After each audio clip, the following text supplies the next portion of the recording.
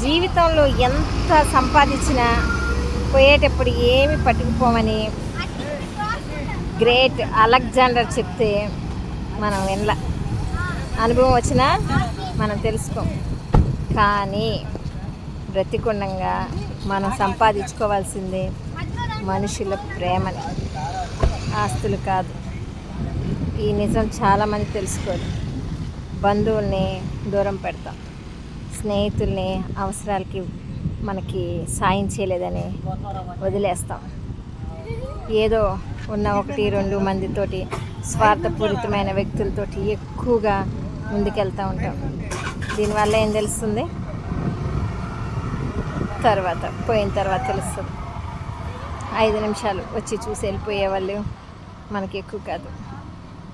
జీవితాంతం మనల్ని బాగా చూసుకొని మనం లేనప్పుడు కూడా మన గురించి బాధపడే వ్యక్తుల్ని సంపాదించుకుంటే చాలా గొప్ప విషయం.